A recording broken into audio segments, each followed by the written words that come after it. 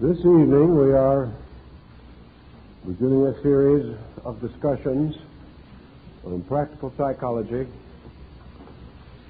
with the hope that we can bring some rather simple problems into more direct focus and in this way help each person to understand a little better some of the subjective processes going on within himself. We're starting this evening with a study of the defense mechanism or defense reaction. And this has to be considered under two general headings. First, the normal defense reaction, and second, the abnormal defense reaction. It is perfectly normal for a person in difficulty to try to extricate himself in any way that he can. It is also quite normal for each of us to defend things which we regard to be important, and if necessary to develop a series of mechanisms or contrivances to make such defense possible. Thus life in most instances is largely a matter of defense.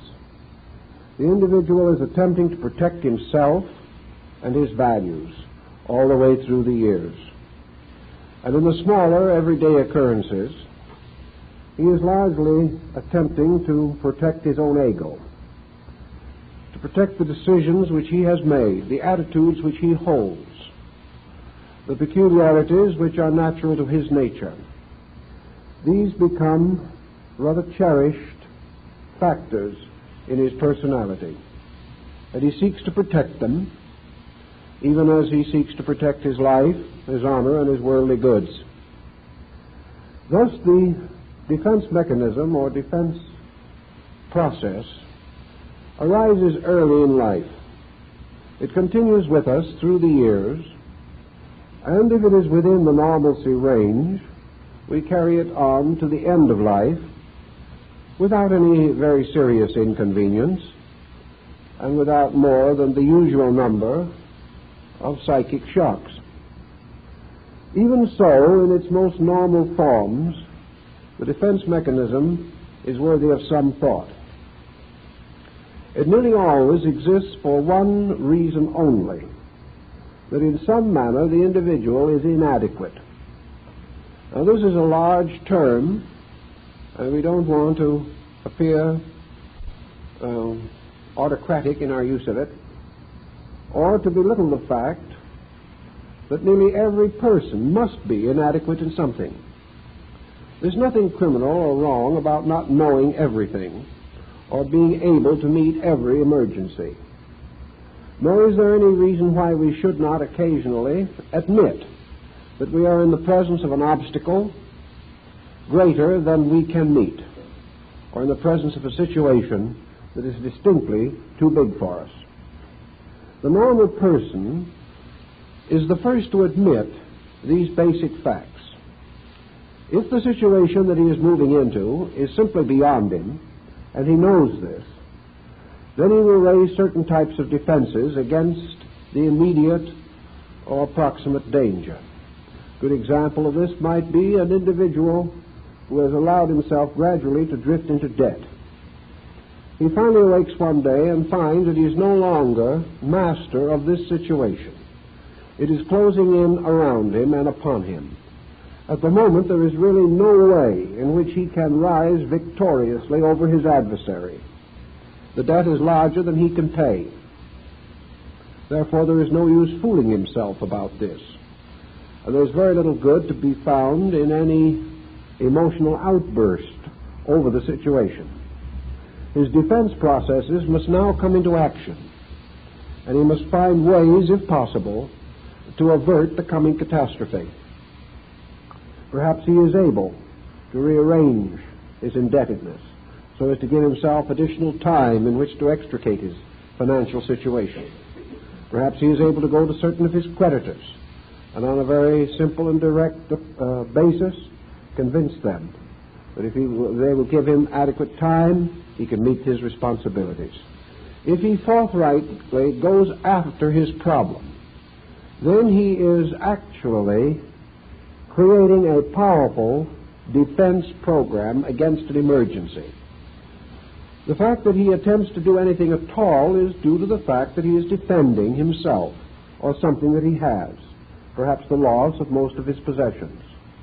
Such defense is within the normalcy range, and there is no particular reason to assume that there's anything wrong with the individual who uses every possible, practical, reasonable, honorable means to extricate himself from the difficulty. Another type of our defense mechanism arises in the small child, but may also drift into the adult years of life. Small child breaks a family rule.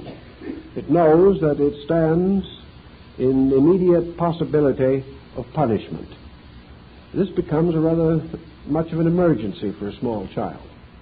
The child probably does realize that it cannot undo what it has done. Therefore, that even a good honorable repentance will not probably prevent parental displeasure. So the child has a number of possible alternatives. One of these is to fess up immediately, face the music, take the punishment, and say, I deserved it. Now, this is very factual, and this kind of thinking is not only pretty much to ask for a child, but is more than we can usually expect from an adult. Therefore, we are not able to be certain that this will happen. Although if the child has been properly informed and instructed on problems of personal conduct, it may be strong enough and equipped to do this. The second thing that comes to the child's mind, of course, is to put off the bad news, always on the ground that time may heal the wounds. The child may be a little unavailable about the time its misdeeds are first noticed. It may be out somewhere else in the neighborhood. Anything to escape the immediate impact of that first cataclysmic discovery of its fault. Another thing the child may do, and which also adults may do, and that is to begin to spin a yarn, create some kind of a story inclined to perhaps raise this small circumstance almost to a transcendental level. I remember at a revival that I attended inopportunely a number of years ago, there was a series of open confessions. They were a little competitive, but I guess the majority of them were well-intentioned. One individual who had gotten into a difficulty explained it by simply saying that they were going along all right, behaving themselves, being nice people, and minding their own business, when the devil came up behind and pushed them. Well, now this thinking is also sometimes used by small children in a little different way. They are not quite as well informed on the possibilities of the devil as an escape mechanism as the adult is, but they will blame it on circumstances. They didn't really tip over the bottle at all. It was the family cat that did it. And I've even heard them go into long discourses about how some invisible playmate was responsible for the catastrophe. Anything more or less to find a good story and stick with it. That is considered to be the next step. And sometimes these little people in their early life will stick to this story through spanking and punishment, weeping and moaning and insisting that they are misunderstood and that what the little white lie was really true all the time. This is another way of attempting to hope that you are going to get out of a difficult situation. Another action, a reaction that is quite common to a small child under these conditions, is simply to break into tears, to become a little bit hysterical. And as the parent's scolding rises, the child becomes ever more miserable and thus works a little scheme which is also rather practical later in life if you develop a good technique for it. Another thing a child will sometimes do in a condition of this nature is simply lay a deep planned strategy. They will have some nice, pleasant, wonderful, kindly deed already in the foreground for the parents when they get home. So that the first thing the child does is begin to win the approbation of the parent on some other ground or for some other reason. they suddenly become very thoughtful, very obedient, very noble little creatures. And then the parent begins to look around for the broken bottle because they know that it's there somewhere. The attitude, it would have to be there because the child is obviously concealing something. This also happens quite frequently with adults. And you know the story of the man who brought the bouquet of flowers home to his wife on an unexpected occasion. She took the flowers, looked at him for a moment, and said, "Well, what did you do that was wrong?" We have this idea that if people get suddenly very nice, they are concealing something. And this is a problem with small children. But all these are different phases of defense mechanisms. They are simple ways in which the individual tries to escape from some kind of consequence that doesn't seem to be very attractive. Now we get into the same thing sometimes in a pleasant evening parlor discussion of some theme or matter. Someone who seems to be a bit of an authority and is pretty proud of the little that he does know comes into head-on conflict with a real authority on the same subject. This is most embarrassing and can cause several bad moments. As soon as the neo-authority discovers that he is bested, he has several possible courses of action. One is to admit it, sit down, and improve his mind. This is a difficult one, however, because it has a tendency to cause him to lose face. But sometimes it is better to lose face than it is to lose what is above the face. And the individual must have a choice of some nature. Another possible situation is that realizing that he is bested and there's not much he can do about it, he can try to change the subject. This is also a very reliable mechanism if we are careful with it. Or he may go so far as to attempt to break up the conversation and get all the folks to come over and have a sandwich. Anything to get himself out of the situation of realizing that he can no longer maintain his own position, that he is up against something that is beyond his control at that moment. So nearly all your defense mechanisms rise from the individual being at a disadvantage and being in this position, feeling that he must do something about it. Of course, this takes a lot of effort and endeavor and thoughtfulness and sometimes conspiracy if the person is not willing to simply admit that he is in the presence of a situation to which he must adjust graciously and without any unnecessary strain or tension. These kinds of defenses go into practically every department of life, and we find that under counseling, many persons strive to find various types of defenses against hurts, against prejudices, against gossip, slander, ridicule, intolerance, and all such pressures. If these pressures come from the outside, from other people, or from uncontrollable factors, then the person's only solution is to try to take care of it in his own nature. One of the ways that he immediately begins to try to take care of it is to withdraw into himself. If he finds situations around him are not endurable, then he has a tendency to create a new world within his own psychic life. This new world is, generally speaking, a world of interests or activities, and again within the normalcy range, represents a perfectly natural and reasonable compensation for a difficult situation. To escape boredom, he takes on new interests. To escape monotony, he creates variation or variety. To escape certain bigotries, he may move out of a social group.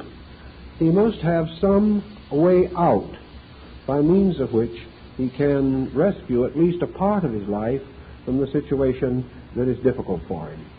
In close family relationships, the way out is often difficult. Individuals continue to live together over long periods of years without coming to any basic understanding. When this occurs, we have a great tendency for one or both persons to become more and more introspective, to seek inside of themselves for securities or for values which are denied them in their mutual association. This kind of retiral is also normal up to a point. And if it is held within the control of the reason or the consciousness, it may even in many instances prove beneficial.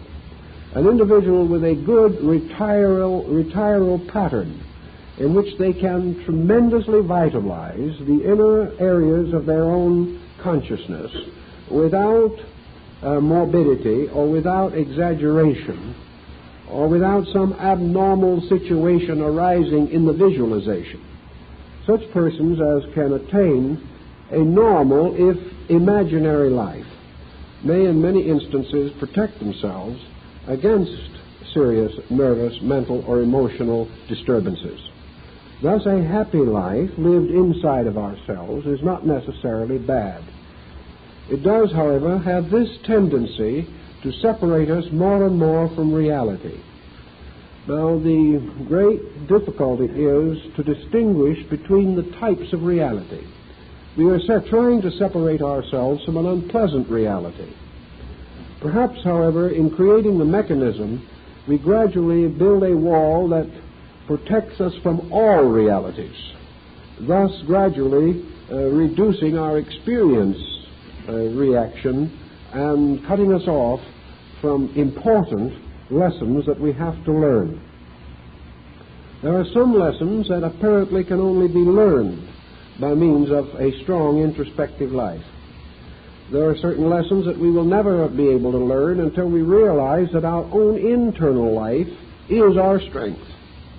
So this lesson can be important, but it is not important if it causes a general block in which our entire objective consciousness withdraws and leaves us out of contact with the daily realities upon which our experience must be built. Another type of defense mechanism that we find very often is the defense that is built around a basic sense of weakness. Now, there are people, many people, who have to create defense mechanisms at one time or another, because there is no one in the course of lifetime who will not meet or come in contact somewhere with something stronger than himself.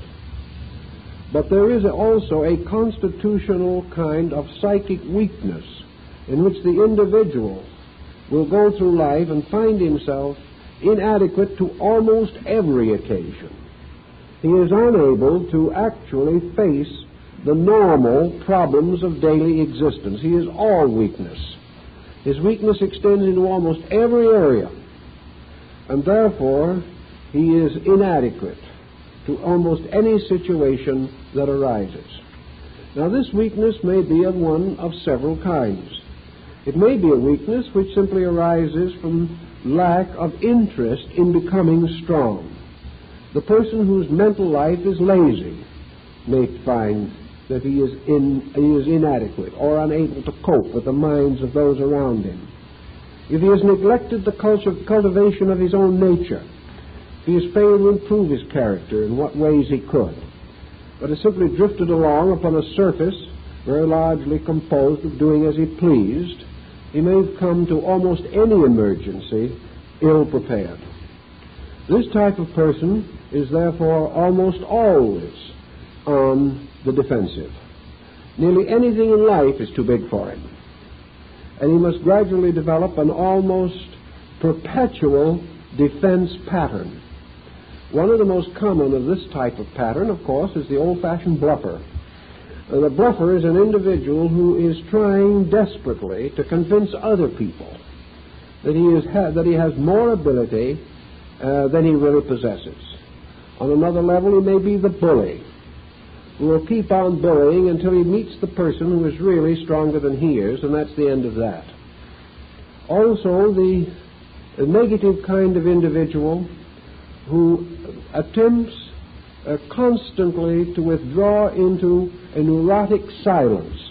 There are two kinds of silence in this world. One is the silence of the very wise, who could say many things but choose not to, and the silence of the very foolish, who never had anything to say in the first place. Now, this twofold silence is not always easy to detect which one it is, but Many people regard silence as a great defense against making a mistake.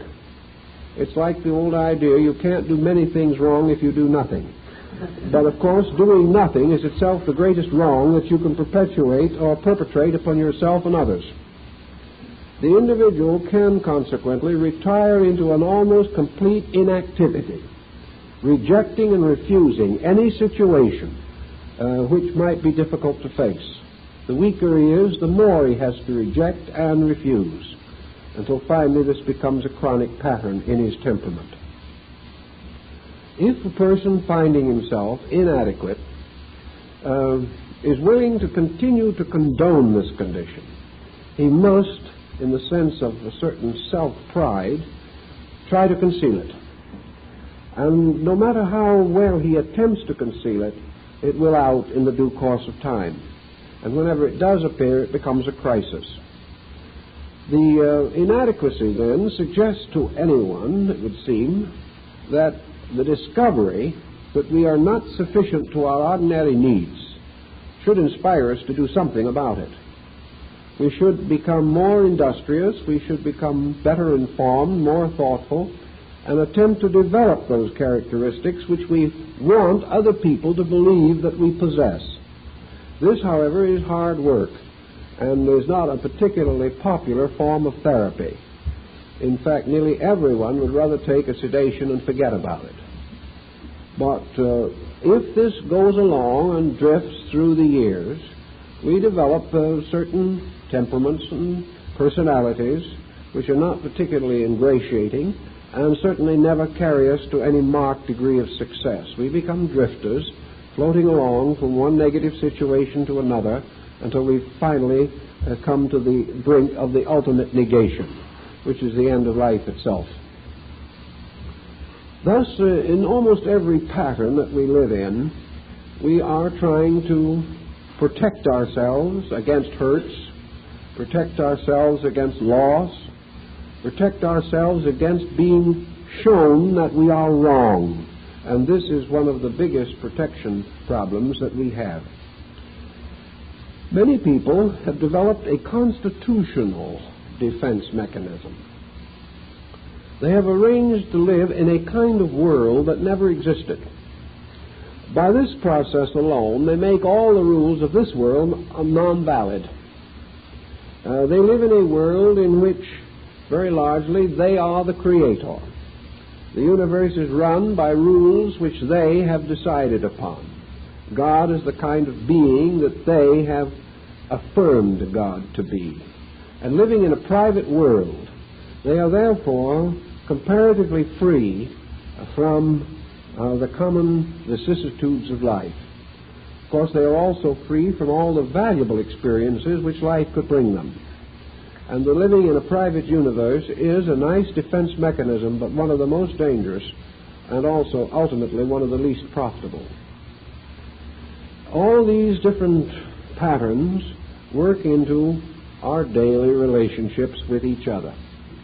And there are very few persons who are able to sort of relax and simply be themselves without fearing they have to apologize or defend.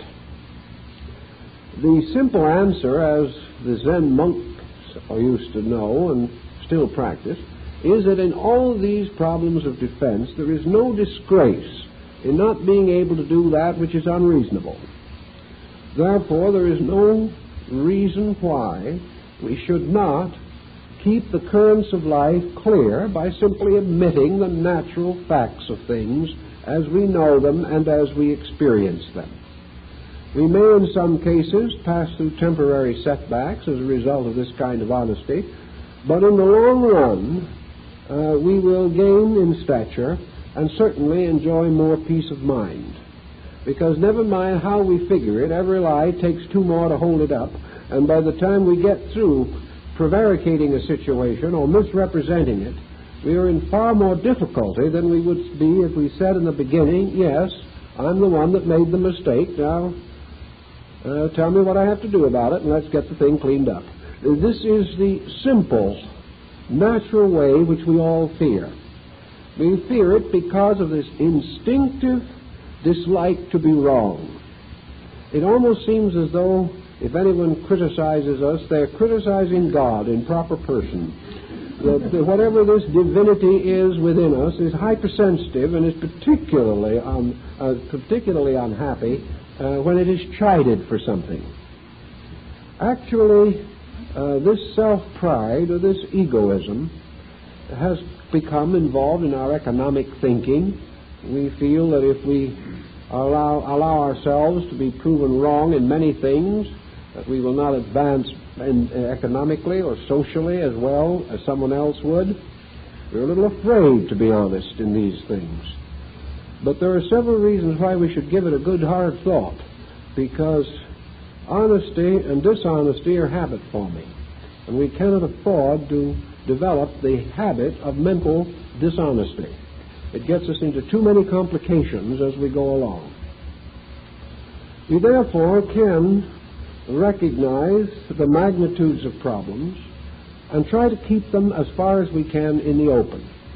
A defense mechanism that we can understand, that we know why we're doing it, we know how we're doing it, and we know what it is attempting to accomplish.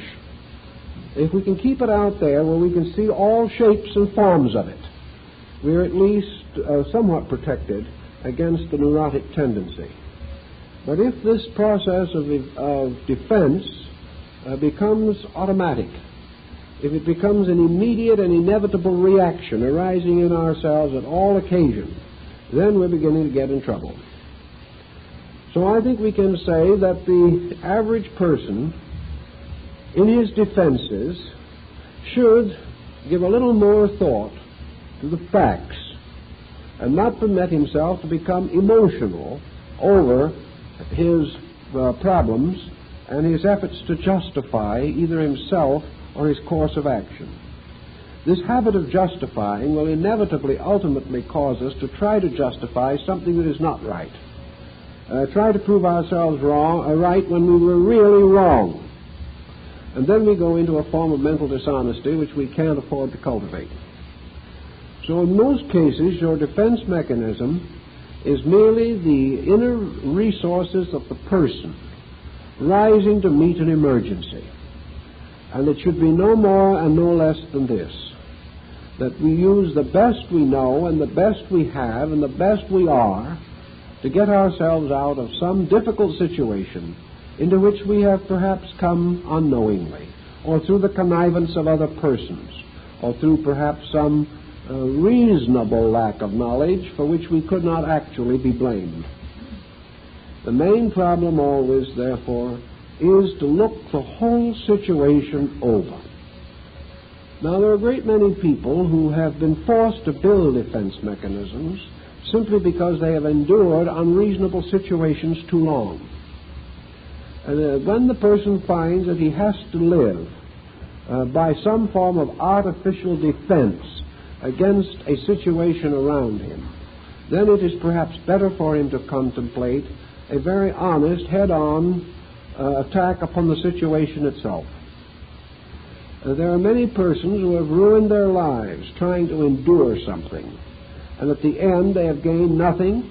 They were not appreciated, they were not thanked, they were not understood, and in many instances they were actually blamed for not having cleared up a situation much earlier. I've known a great many cases of this, and it causes us to pause and wonder whether this so-called patient person was really a patient person or actually a masochist.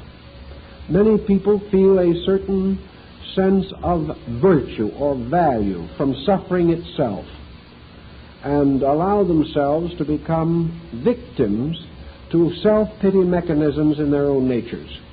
Such will never produce any real or practical good.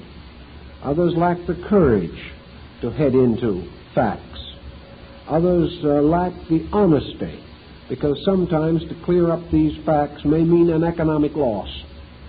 But if the facts are not cleared up, I wonder how much economic gain can compensate for 50 years of personal misery.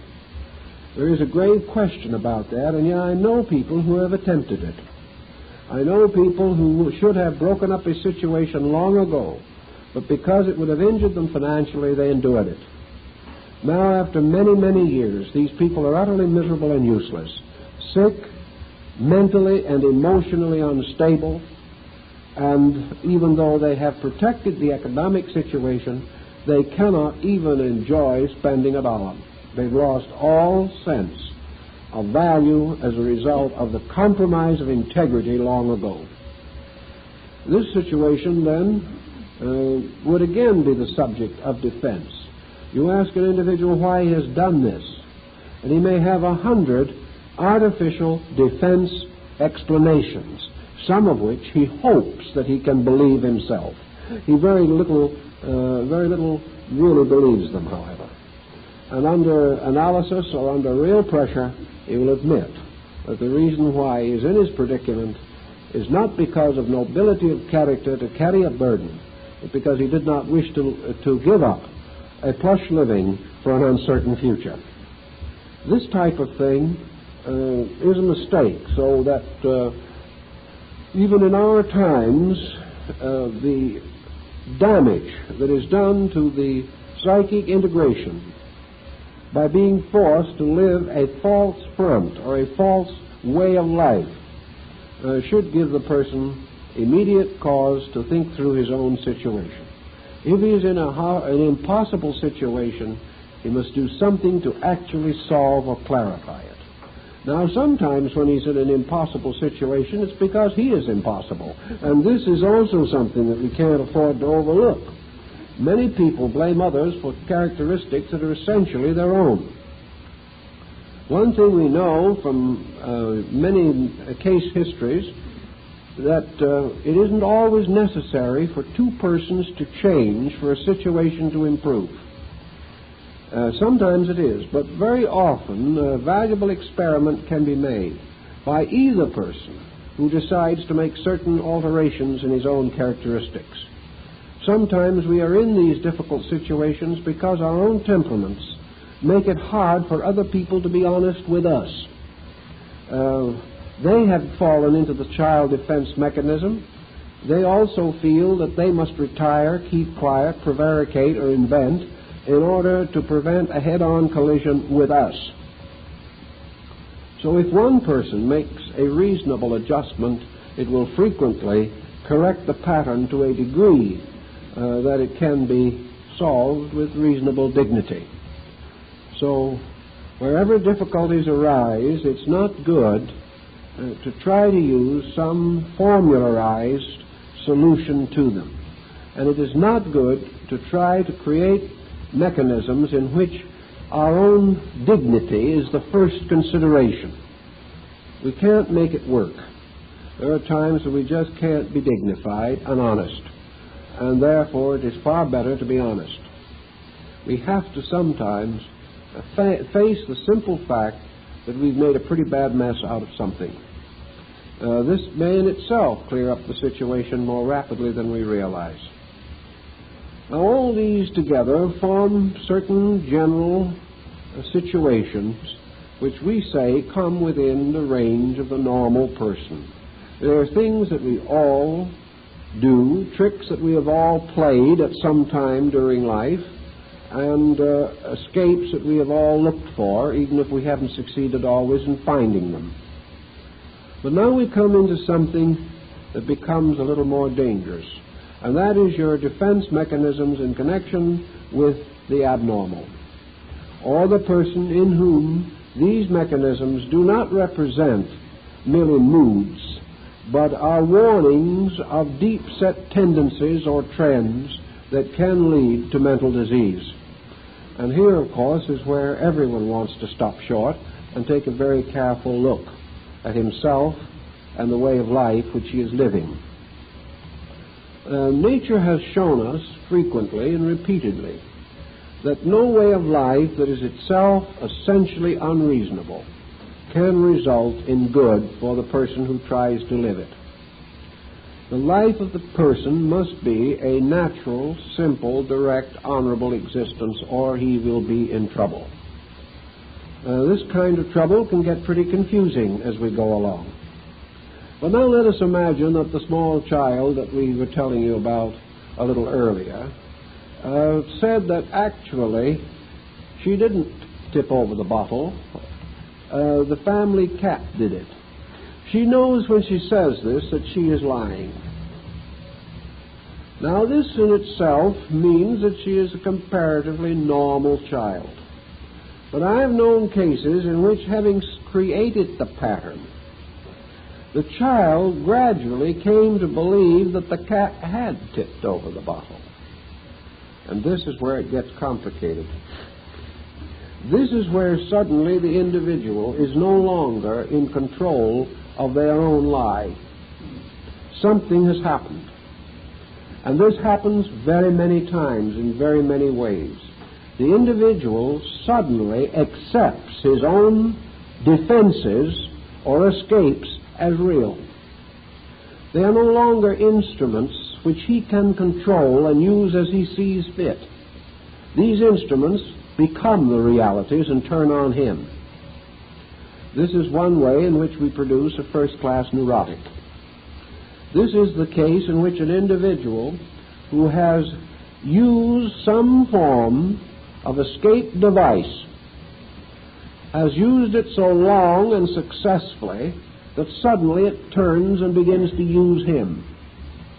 It is like a monster of Frankenstein. It turns on its own inventor. And this happens in a great many different ways. People who start out controlling the psychic exaggerations of their own minds end up as narcotic addicts end up, hopeless victims of their own bad habits. So there comes a time in which, instead of the individual defending himself, he defends his own defense of himself. He may say, when someone blames him for something, that he does not feel well, or that he's had a bad headache, or something of that nature, thus trying to excuse himself. If he keeps this up long enough, he will have the headache. The headache will develop within him. The escape mechanism will gradually take over the dominance of his psychic life. And the mechanism creation which he has fashioned becomes more and more his true self. Now, in the course of various defenses against pressures from the outside, we may not always be entirely consistent.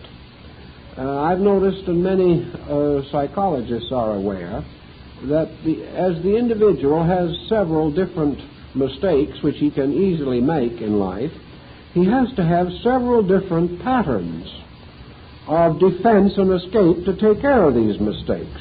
Sometimes his defenses are not even consistent with each other. Sometimes he will plead one situation to get out of a certain pattern, then he will plead the opposite in order to get out of another pattern. Little by little, he may break up his personality into a series of sub-personalities, each one of which is lustily engaged in defending some phase of his own ego.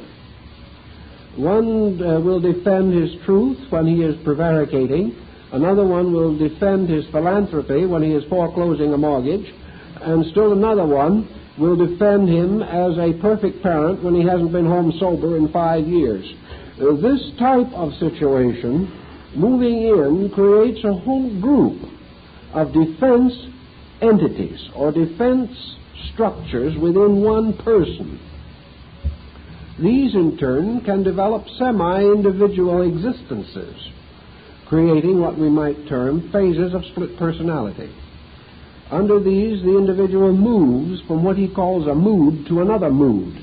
But actually, all of these moods are merely defenses against some experience or circumstance arising in life. The moment a problem appears over the horizon, the individual shifts into the mood with which he intends to face that problem. Now, if he does this of his own accord, he may just have a difficult disposition. But if he cannot prevent doing this, if it becomes an automatic process, and to his own amazement he finds himself doing one of these peculiar escape actions, then his entire psychological integration is threatened. Then the patterns are being set within the psychic nature itself, and he is beginning to operate involuntarily in obedience to these patterns which he has set up. Thus, a person with an hysteria pattern will gradually use hysteria for every evasion of life. At first, he is perfectly able to put on a spell of hysteria any time he feels like it. Ultimately, however, the hysteria pattern grips him, and he finds it's emerging through himself, compelling him, forcing him to obey it, rather than his being able to invoke it when he pleases or when he feels he wants to. So out of the defense patterns, we develop certain definite neurotic symptoms. And these neurotic symptoms gradually come to be identified with the person. And as we all of us sort of feel that whatever comes from the inside is ourselves, so surely our neurotic pressures become a natural, normal phase of our own personalities. But as they are not natural and as they are not normal, the moment we give in to these pressures, the moment they become dominant in our lives, we are on our way to trouble. We gradually create personalities which no one can live with. We create attitudes that no one wishes to share, and we damage our own popularity and efficiency, success and health. All these things occur when the individual becomes a true neurotic. And one of the causes of a neurosis is this tremendous urge to protect self against the common ills of the day. So, for one reason or another, we can get into a very complicated situation.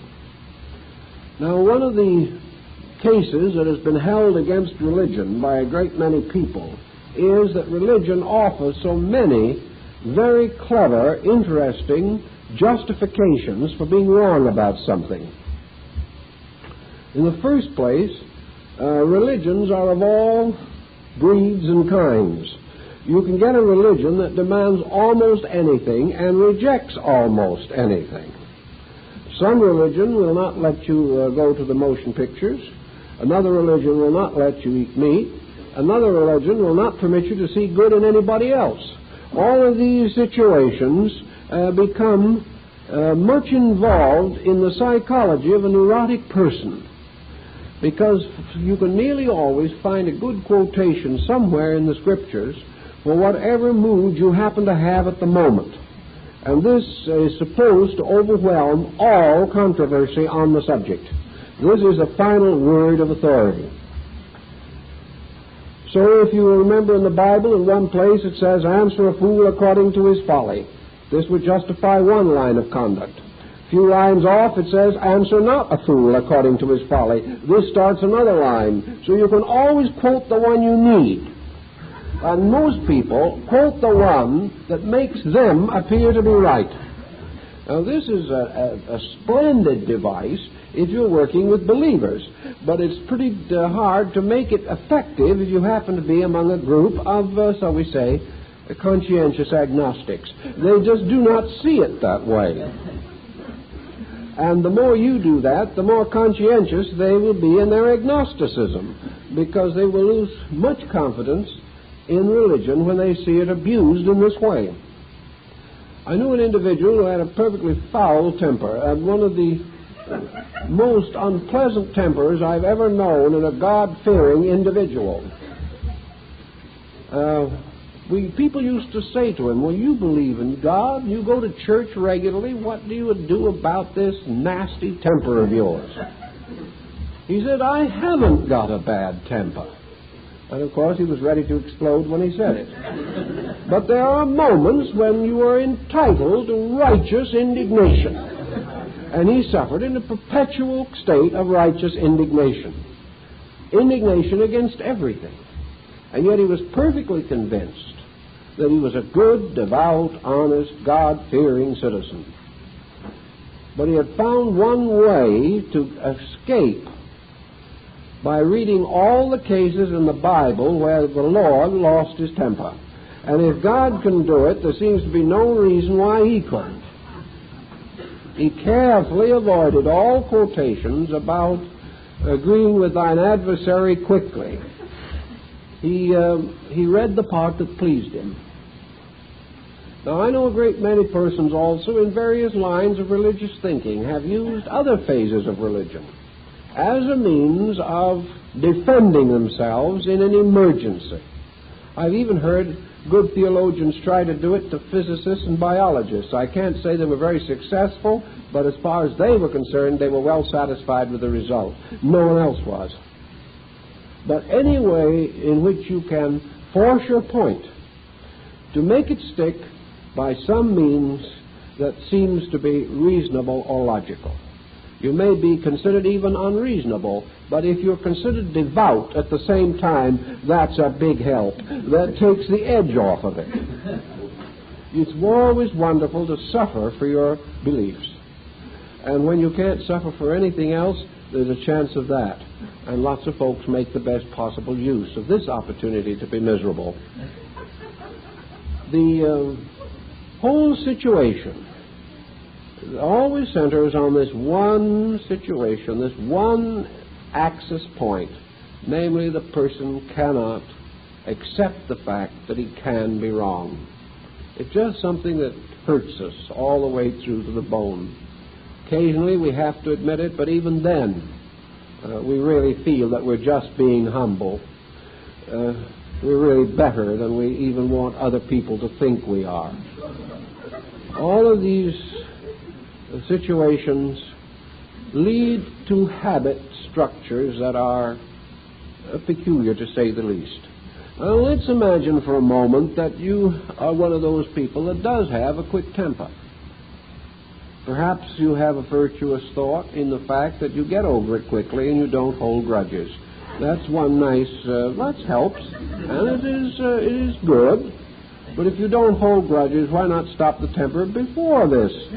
Why have to have this beautiful spirit of repentance set in? Why not prevent it and save energy for other purposes? Well, some people feel that a good repentance is something worth living for, and that one of the ways to repent is to do something that justifies it. And I know among the Slavonian people in southern Europe and so forth, southeastern Europe, there are religious sects that really almost recommend individuals sin regularly in order that he can have a good wholehearted repentance about once a month. Now, we would say this isn't exactly the best way to do things, but there are people who sincerely believe it. In fact, they've made creeds out of it. In fact, there are a great number of them who hold this attitude. But I think the real answer lies in not doing these things in the first place if we can possibly avoid them. So as you sit down and study your own life a little, think for just a moment occasionally about the instincts and impulses with which you react to sudden and unexpected pressure. If the doorbell rings and someone comes to see you whom you have not expected and is going to considerably discomfort or inconvenience you, how are you going to react to this? What is your natural reaction? I don't mean what are you going to say, because in all probabilities you will say, why, my dear Mrs. Smith, I am delighted. What I'm wondering is what you are thinking, whether or not you are wishing her into one of the remote sections of perdition at about that time. Or supposing in some conversation that comes up, someone makes a statement that you really disagree with.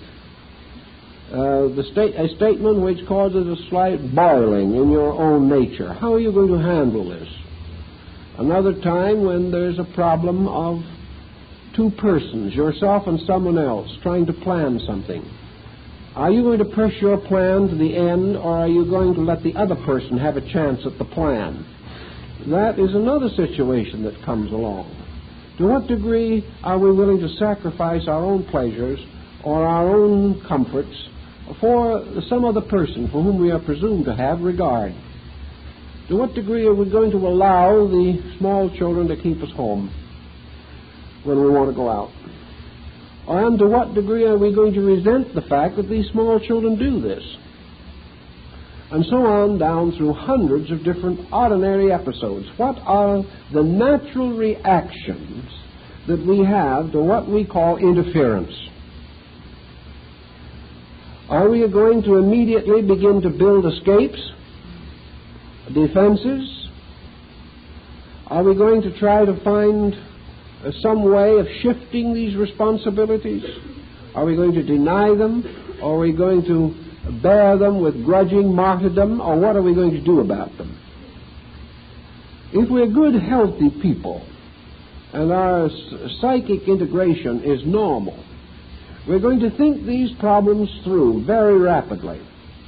Incidentally, how long does it take to think a problem through? It probably would be very difficult for us to estimate the time factor at all if we could move mentally by the most direct path or the direct course through the problem to its reasonable solution. With a normal, ordinary, reasonable equipment of mind of our own, nothing spectacular or fussy, just a reasonably good intellect, the average person can probably think a situation from its cause to its conclusion in something like a third of a minute. Why doesn't he do it? Because he spends 2 hours trying to think through the thing into some solution or pattern that he wants. It isn't the fact that is slowing him up. It's his effort to escape the fact, change the shape of the fact, emotionalize himself in or out of the fact, rationalize his own defenses against the fact, and say to himself in a nice, long, heart-to-heart talk how miserable the fact is making him, and how he dislikes somebody who has tossed it at him. By the time he gets through with this, the decision takes anywhere from a half a day to 2 weeks. For perhaps the whole subject will be dead before the decision is made. But the simple thinking through of the fact to its proper conclusion, what is the truth of this matter? What is the reality in it? What is the thing that should be done? Not what I want to do, but what is the thing that should be done?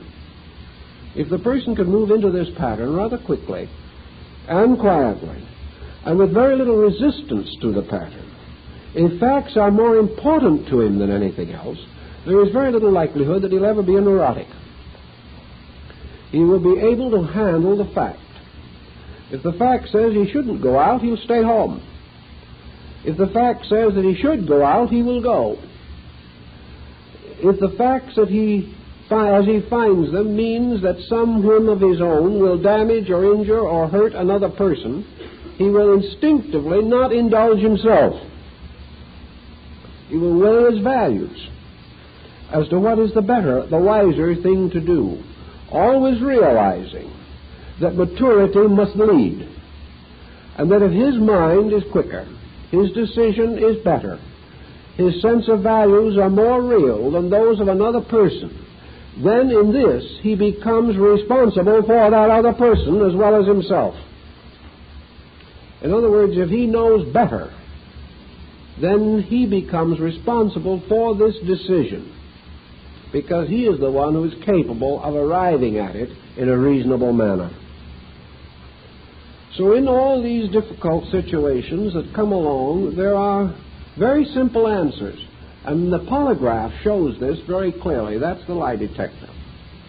The lie detector indicates very definitely that when man's thinking approaches questions, his answers are scriptural.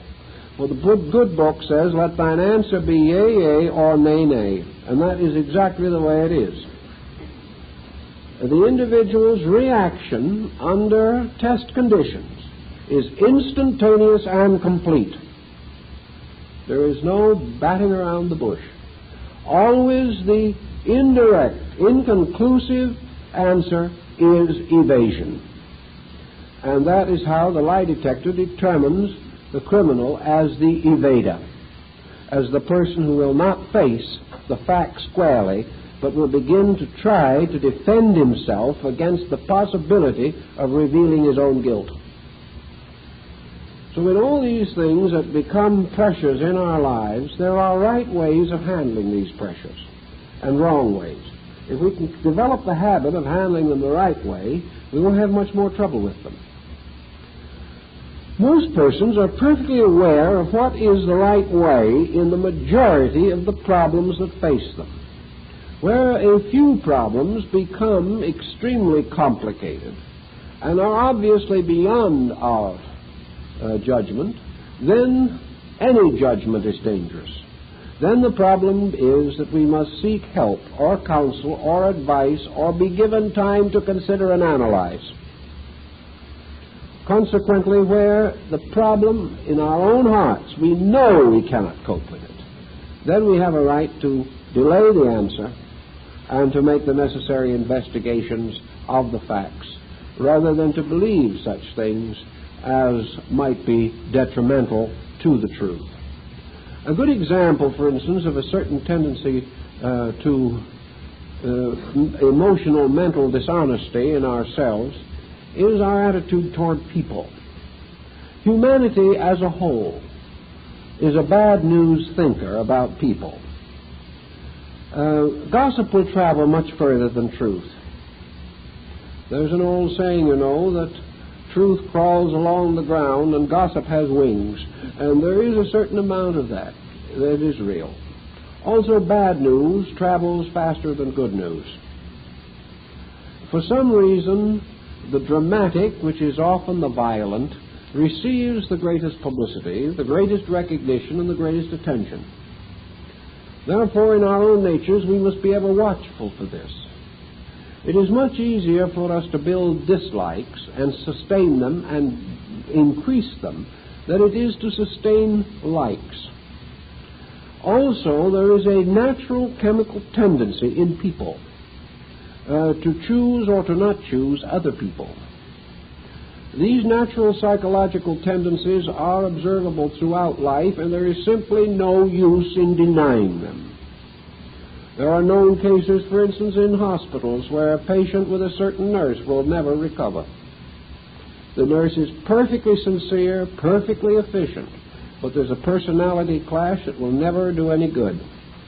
A different nurse and the patient begins to improve immediately. There are persons in life that are simply unable to establish close psychic affinities, either in family or in friendship. This does not mean that we have to dislike these people, but it does mean that they are not going to be successful as intimate friends of us or of the individual with whom they do not have this psychic affinity. However, the absence of psychic affinity often leads to an entirely more difficult and dangerous situation. Having a certain psychic resistance against these people, we are most certain to agree with any bad report we hear of these people. We know that anything that is said against them must be true. Anything that is said for them is probably untrue. And pretty soon we begin to build up strong likes and dislikes which are based actually only upon psychic pressure in ourselves. Now, the pressure may be natural, but to build this pressure into attitudes means that we have to be a little unfair somewhere along the line.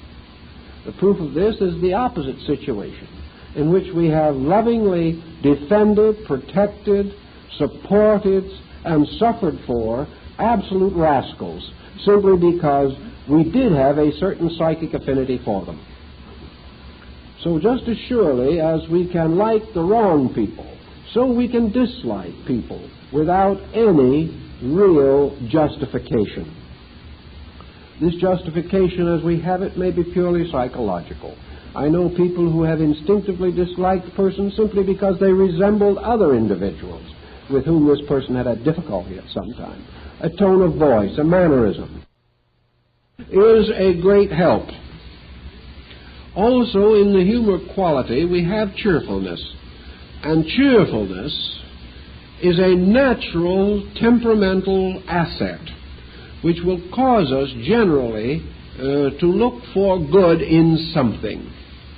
It may get a little platitudinous, it may wear thin in spots, but at the same time the generally cheerful attitude, not a frozen cheerfulness that ignores difficulty, but one which takes difficulty in stride and decides that in spite of the clouds that are hanging over at the moment, the sun is still shining somewhere, and we might as well begin thinking about that sun instead of those clouds.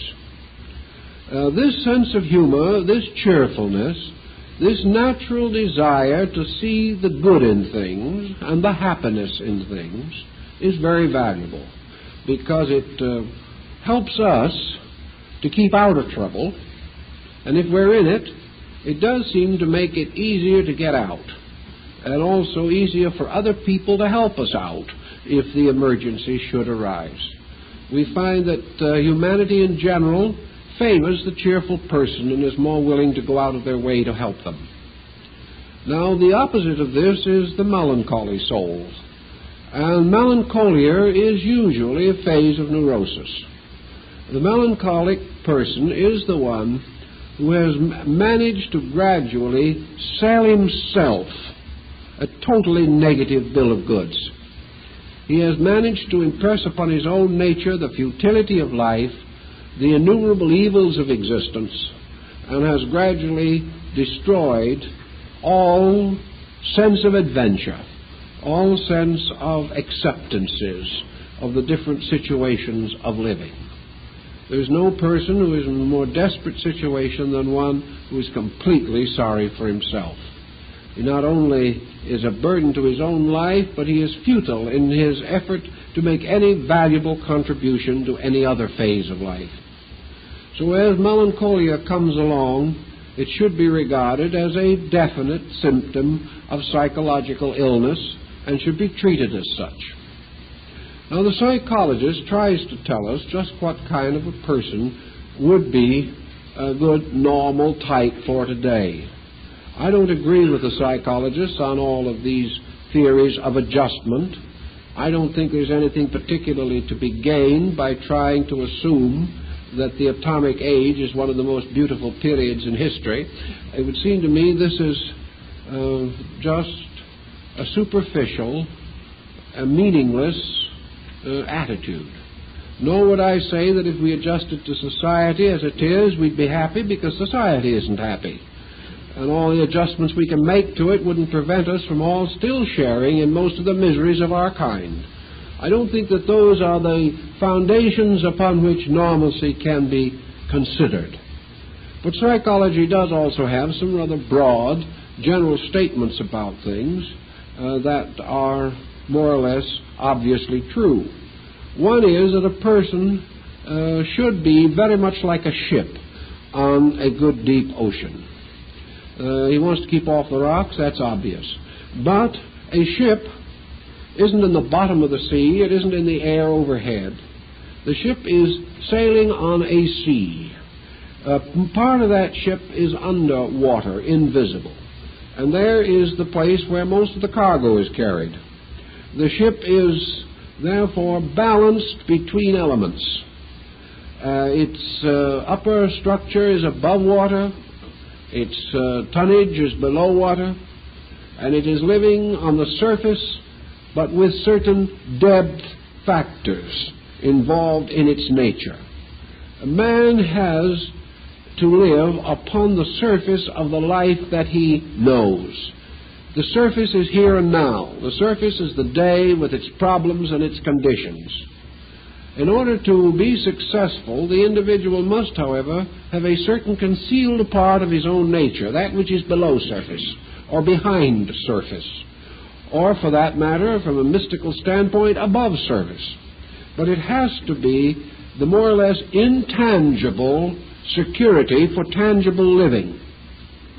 And the individual, therefore, cannot afford to drown in a sea of circumstances, and neither can he afford to be unaware of the great element of ocean on which his little ship is sailing.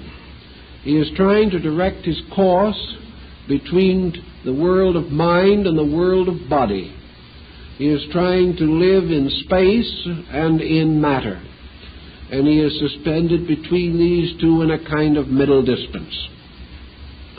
Consequently, his normalcy for the average person is his ability to focus these forces, which are both material and mystical, to focus them upon the emergency problem of his daily existence. Somehow there is great importance psychologically in man in his being right at this moment, that all of his agencies, all of his forces conspire or unite or coordinate to make that individual a constructive, normal person today, now, right here. That in some way that all these other values miss unless the individual is right at this moment in his own existence. Now, there are other moments that went before, and there will be moments that follow after. These have in various ways been accepted as part of his psychic existence. But the individual, if he is right at this moment, at the immediate instant, proves pretty well that he has handled his past wisely, and also proves pretty well that he will be able to confront his future wisely. If he's in trouble now, he's in trouble always. That is the trouble that we find he faces. If he's in trouble now, he didn't get over the past troubles. If he's in trouble now, he's going to give his own miseries as a priceless heritage to his own future, which is going to have more trouble. So there is something very important about working this problem out immediately. And his present condition is in some way the story of himself. His past has made him what he is, and he will make his future according to his own existence. So if he's in trouble now, this is the only time in which a remedy can be factually and practically applied. And what kind of a person is in trouble? A person who is by nature unhappy. He is in trouble. An individual who doesn't look forward to tomorrow with any kind of relish whatever is unhappy and not adjusted. An individual who can't bear criticism, particularly of his own conduct, has something wrong that has to be made right. The person who doesn't know that he can be better tomorrow than he is today is also in trouble. A person who is perfectly satisfied to do nothing and let the days follow each other in an endless course is likewise in trouble. The practical person is the one who takes hold of things now, and as a result of that does not need to escape into the future or defend the past. So defense really has much to do with past action and escape with future action. There are millions of people who live in a kind of psychological utopia. There are better times coming by and by. But I never met one of those people who ever lived to see them. The better times that must come now, or else they will never come. The individual to whom the present is only a sad interlude, an anteroom to some unknown future that could be better, is missing not only now, but destroying the future that he is hoping for. In the same way, a person who lives heavily and miserably upon his own past has indicated that he has found no digestive power within his own psychic nature. He has not been able to transmute anything. He's never been able to outgrow a disaster. The disaster lives, and he is the one who is perishing. The inability to transform the past into something constructive. The inability to sense that in the problems through which we have passed, we find the strength for the solution of these problems. In other words, if we've solved them, we are now free from them. But if we haven't solved them, here they are, waiting as they have always waited for us to do something about them. To meet this kind of thinking, we have to sit down somewhere along the line and try to figure out just what we are now. Just what kind of people are we? Are we really in the normalcy range? Not only in terms of psychology, but in terms of universal law and purpose.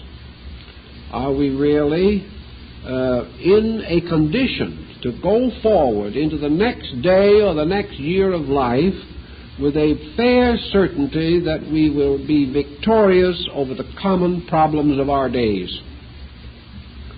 Or are we going forward with a desperate hope that the days are going to change so that we will not have to?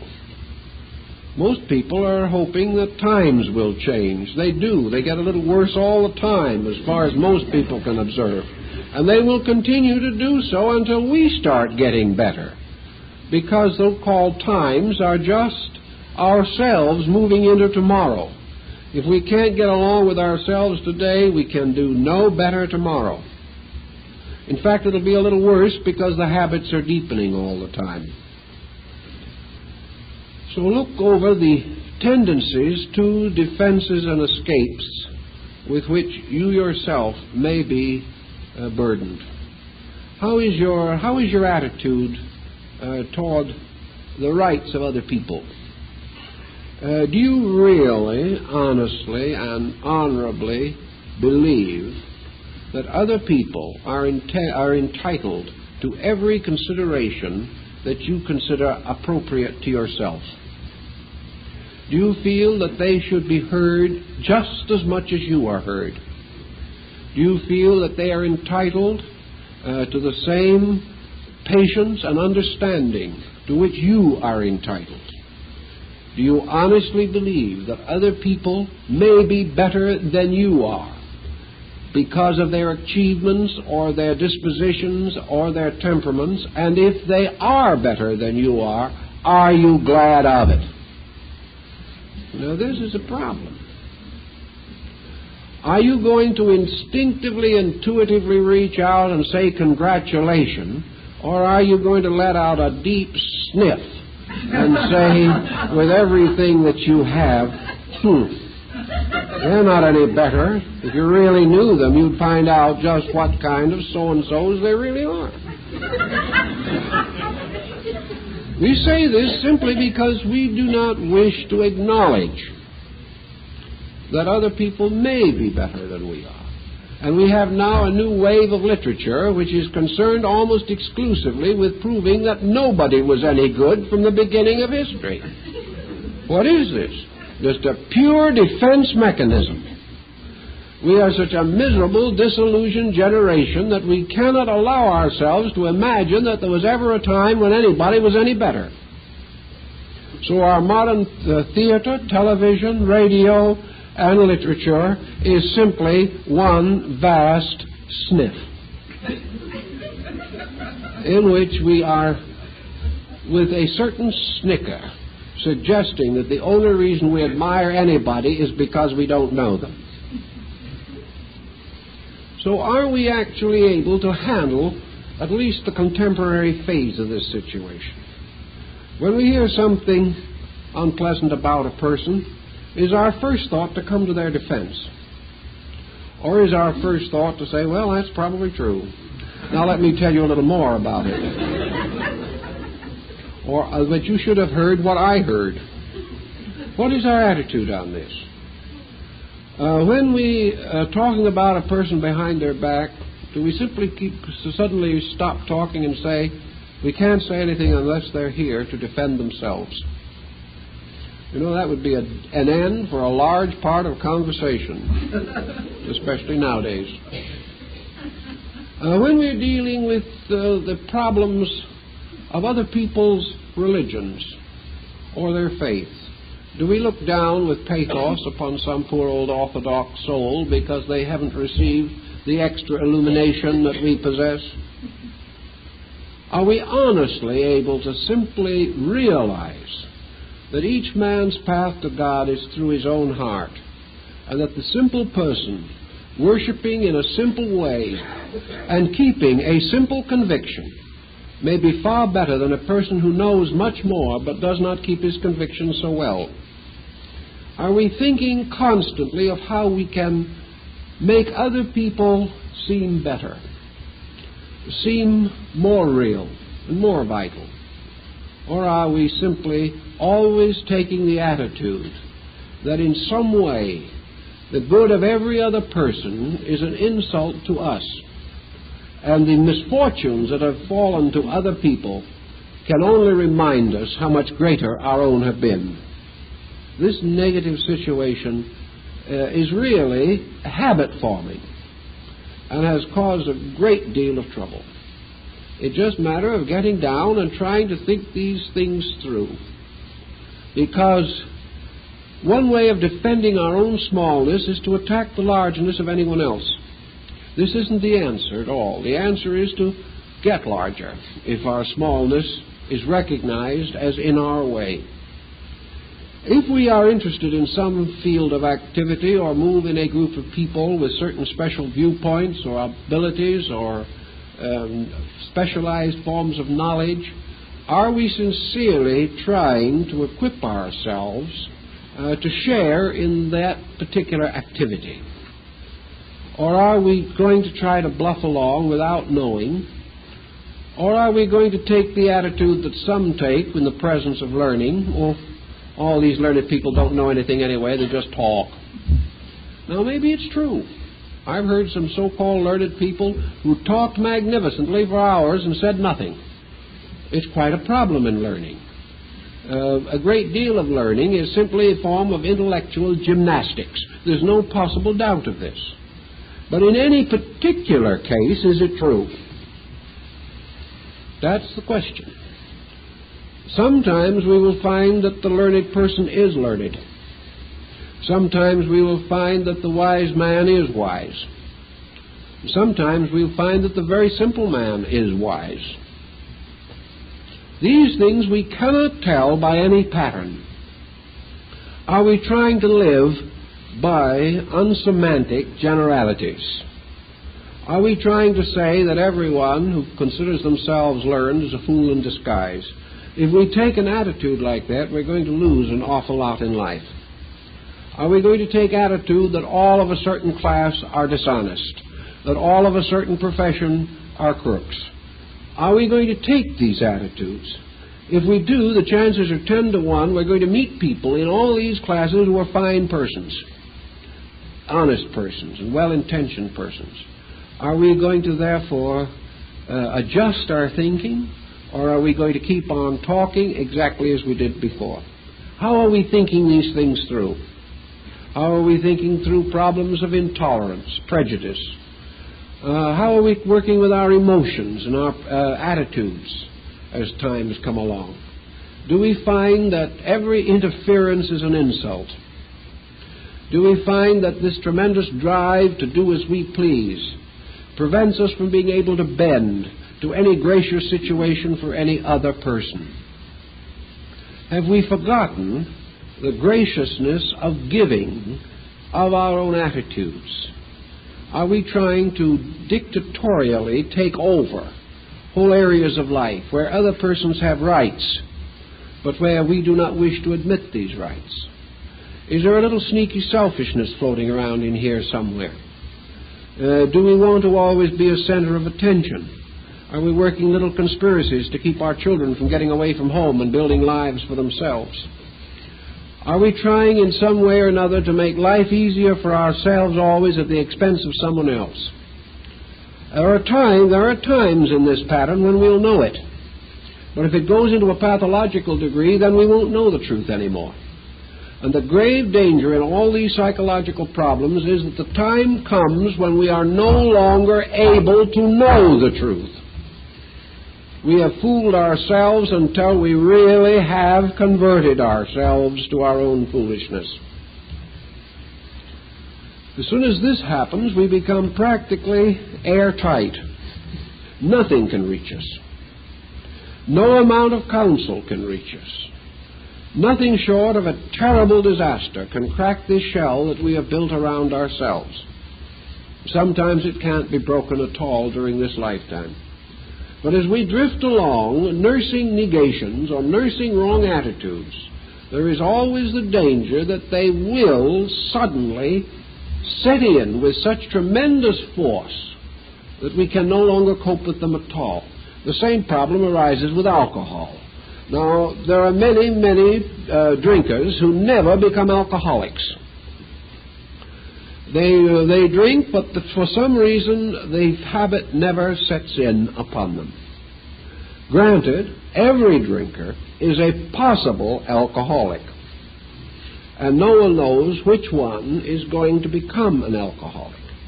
But we do know that one who is neurotically unstable is one of the best candidates for alcoholism.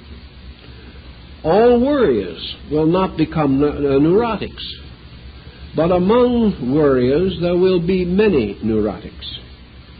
And the worrying tendency is one of the things that makes the neurotic possible. So in all these situations, the drinker who never becomes an alcoholic can stop when he wants to. The drinker who becomes an alcoholic cannot. This is the problem also psychologically speaking. There are worriers who can worry and stop worrying when they please and will do so as long as they live.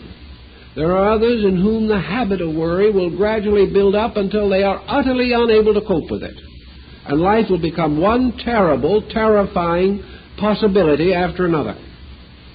These people gradually lose all orientation and all ability to face life with any measure of dignity. Now, we cannot say which critical person is going to gradually become the psychotic critic. There is no way of knowing, except we do realize that the less stability there is in the first place, the more easily it's lost. And the individual whose psychic load is already heavy is the one most likely to finally come under a general neurotic situation. If there is a sufficient measure of objectivity in the personality, however, the neurosis may be avoided. But it isn't safe to assume that any one person is going to be lucky in this. It is far better to remember that we have 50 million neurotics, and therefore that everyone is an admirable candidate and likely to become more and more involved. Now, there are certain philosophical systems, teachings, and ideas that help a great deal with this problem of neurosis. And an individual who has an adequate philosophy of life and begins to believe it has a great many possibilities of escaping from the pressure of mechanisms of all kinds. If he believes in a lawful universe, if he believes that he has to work out his own salvation with diligence, if he believes that he's in the place he has earned for himself and the only way he can get out is to outgrow it, if he really believes these things, he will not be a neurotic. If he actually and honestly feels that the universe in which he exists is a product of good, is wisely governed, and that he is here for a purpose, and that that purpose is right, he has a pretty fair security against most of the troubles of life. If he adds to this that which philosophy so strongly emphasizes in principle, but which unfortunately American philosophy has not emphasized, namely the importance of creativity and the surrounding of his essential program of life with adequate side interests to balance his way of life. If he has interest in music, interest in art, interest in fine things, and at the same time has a fairly adequate central polarity in his job, his work, his family, his home, and things of this nature, he has a pretty good chance of escaping the pressure of neurosis. If, however, he is not reasonably well integrated, he can proceed along foolish lines or be led into foolishness by others and gradually lose this center of security which is essential to him. Normal children, for example, generally speaking, do not psychologically suffer from what might be termed the common circumstances of life. There are a great many families, for instance, in which perhaps through a broken home or through death, Children are deprived of some of the intimate association of parents.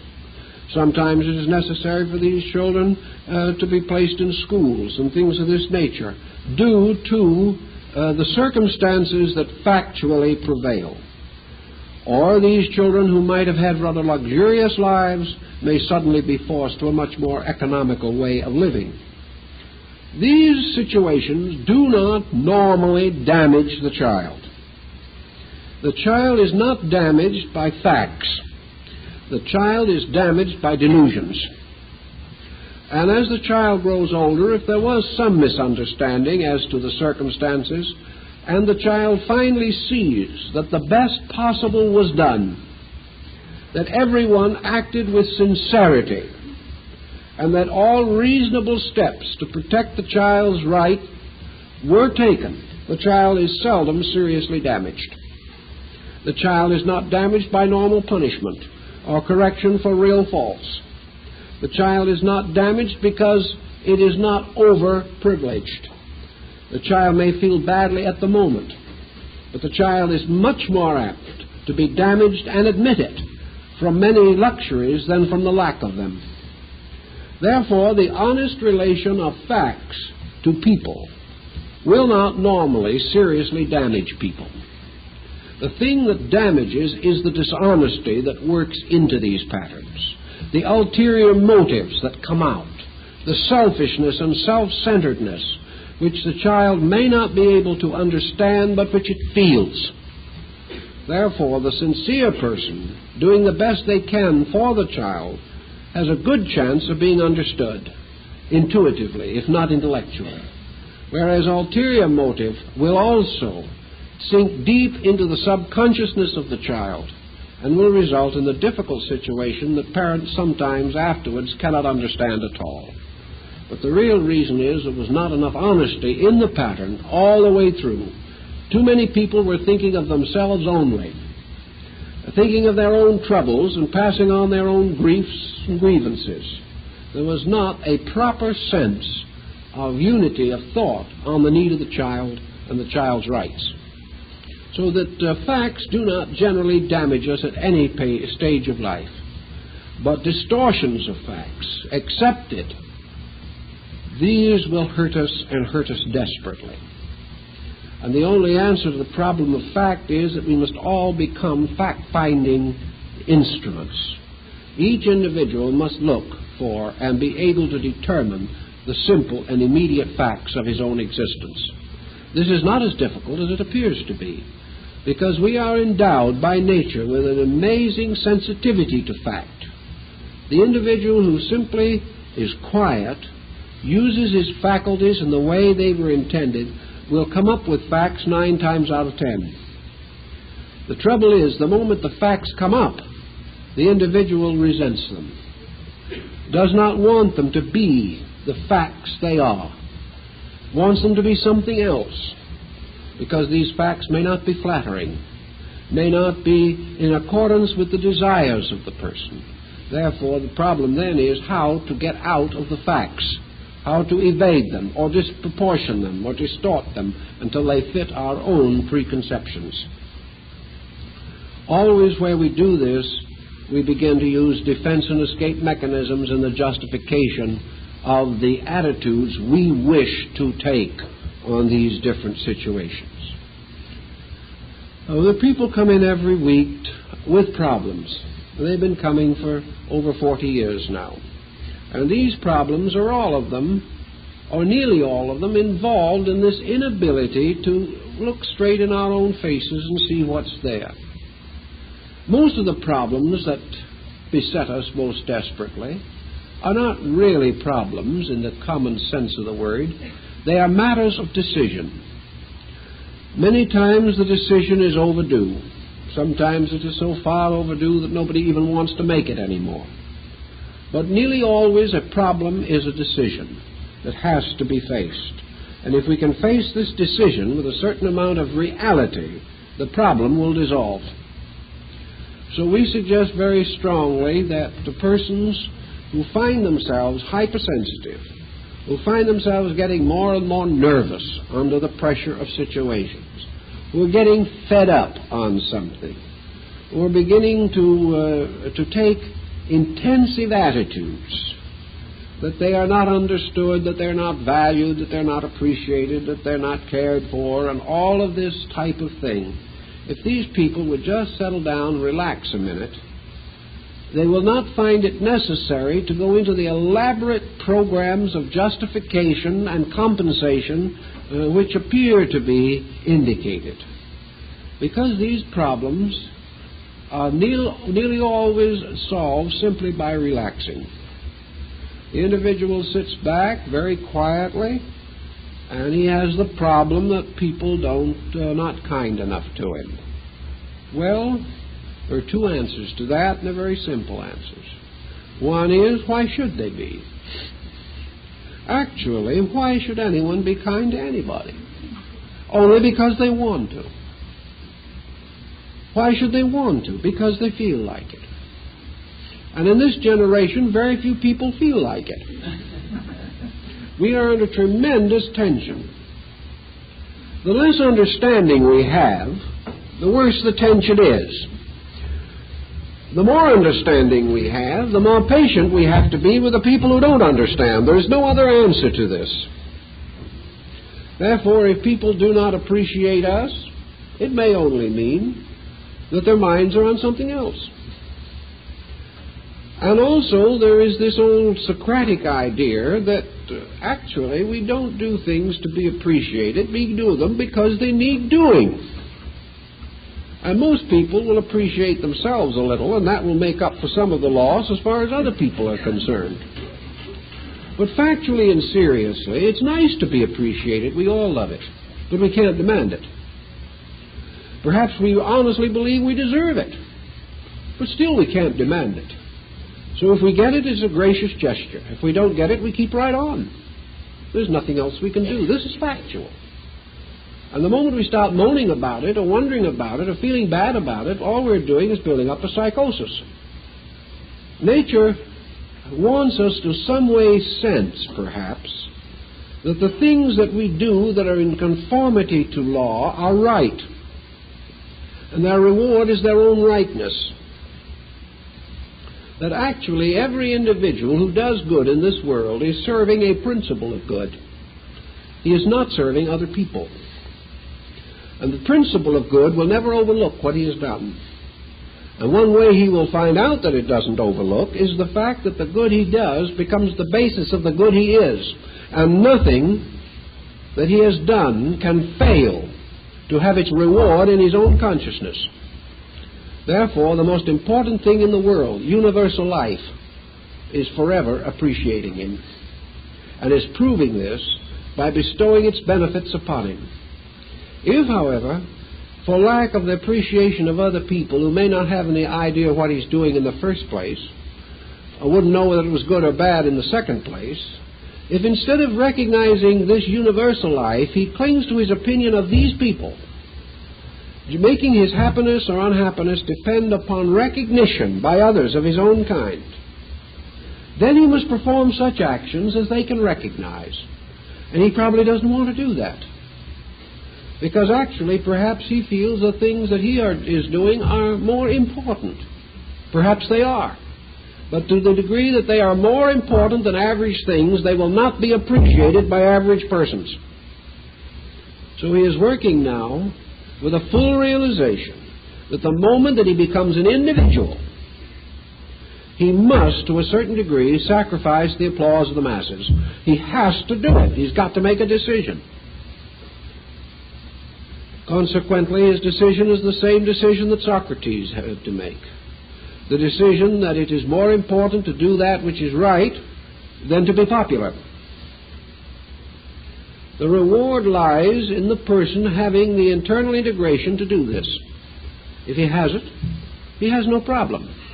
If he doesn't have it, then it is his natural problem to attain that end, to make himself understand the real values of things, to make himself capable of recognizing that no matter what others do, whether they understand him or not, his own integration demands that he understand them. And this process of understanding them will almost certainly terminate, when it is correctly used, in discovering why these people could take no other attitude than the one they did. So to be able to think this through takes us away and out of the barriers of the criticism of people who do not understand, the applause of people who do not understand, and the indifference of people who do not understand. These things are natural. And the person who understands has security because his understanding must tell him these things. If his security isn't there, it means that his own understanding is not perfect in this respect, or not advanced far enough to sustain him. It is the same thing with his jealousies and his worries and his fears and his hates. There is nothing in this world of which any person need be afraid. There are problems. There are difficult problems. A man must face life, a man must face death. But there is nothing of which man must be afraid. In order to be afraid, your own psychic integration has to be inadequate. This doesn't mean that you are not mindful, that you are not thoughtful, that you are not saddened by situations in which it is obvious great troubles are likely to lurk. But this does not permit the thoughtful person to panic, nor can it cause the thoughtful person to lose sight for an instant of the universal plan which lies under these things and which must fulfill itself.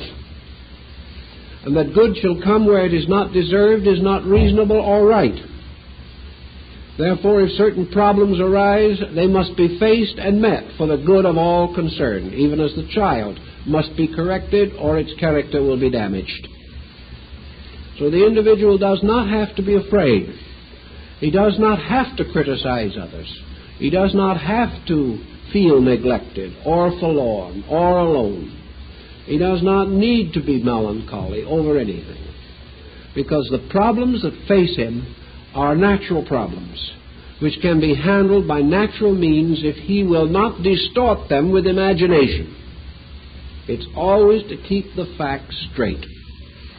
And that is the simple way by which we preserve our own mentalities. The moment the thoughts get out of order, our basic mind begins to lose its integration. And if we permit all kinds of confusion to take the place of fact, the mind is unable to bear confusion beyond a certain degree. And under constant confusion, it begins to break. It shows too much exhaustion.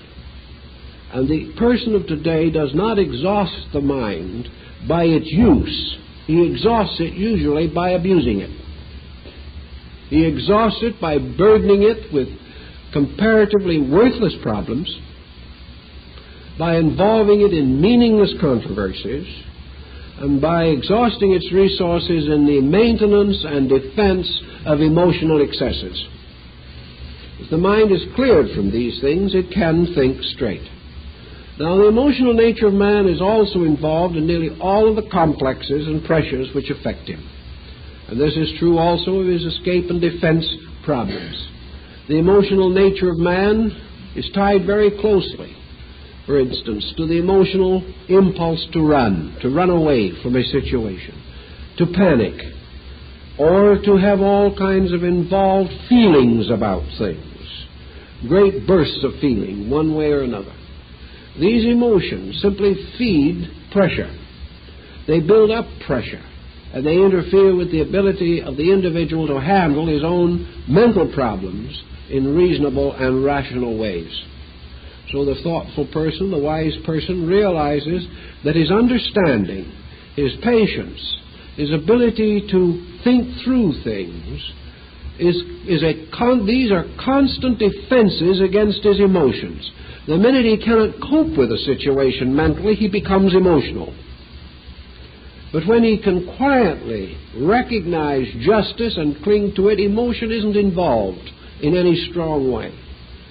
When he sees truth, emotion is quiet. When he becomes involved in untruth, emotion flares. So that wherever we have defenses and escapes, we have a powerful emotional pressure. But if we have quiet solution, the emotions rest, bestowing upon us only the enrichment of our constructive attitudes. Emotions taking our friendship warms it, our understanding lightens it. All these things the emotion can accomplish gently. But the moment the mind goes off the track and becomes pressure-ridden, it drags the emotions with it. And the emotions become turmoiled by the insecurities, the inconsistencies, and apparently the injustices of life. So we can get very emotional over these things, whereas our emotions should be reserved very largely for our appreciation, for our genuine admiration of the wonder of life itself, and our adoration for the great Creator of all good things. Our emotions should be constructive, not destructive. But if we are not able to give the mind emotional support and the emotions mental support, we are unable to accomplish this end. Therefore, our emotions vitalize our escapes and our defenses, and this leads us more rapidly into a psychotic condition. Now, no, most persons are certainly not in a situation where they're not able to control these things. But most persons are not in a condition in which they are getting the maximum support from their own minds and emotions. There are some habits by which we are wasting or draining off energy to support notions, opinions, complexes, or fixations, or in which we are using energies to support our weaknesses rather than to correct our weaknesses, or are using energy to tear down other person's virtues rather than building our own. So wherever there is a waste of energy, we have a attendant lack of efficiency and gradual depletion of vitality. Whereas the proper use of energy is a continual exercising of the energy factor. And energy rightly used renews itself. Wrongly used exhausts itself. To keep our energies, to keep our peace of mind, our poise, and our happiness, therefore, we must neither run away from anything or defend ourselves when we are wrong. Instead of building defenses and escapes, we must gradually insist upon the immediate solution of problem by fact. This is the kindly thing. The most loving thing in the world is the truth.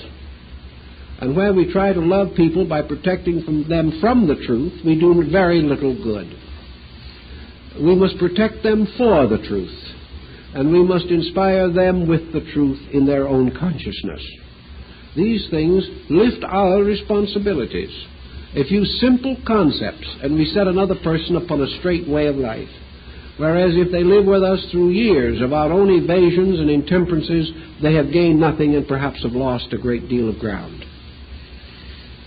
So we say that the problem of the escape mechanism, the defense mechanisms, these are problems which we can solve by sitting down quietly and saying to ourselves, is there anything that can make us create this defensive attitude or force us into a panic to escape? Is there anything we're running away from? Is there anything we're building an artificial defense against? If these exist, think them through, work them out, and if the knowledge is inadequate, gain new knowledge, so that the individual can live without being afraid of any pressure, but able to accept pressure quietly, transform it into experience, and grow with it or by it into the next step of his own life. If he does these things, he will be pretty safe against the neurotic dangers of the so-called polar mechanisms, the mechanisms which affect adversely the lives of most human beings. Well, I guess that's all for this evening, folks.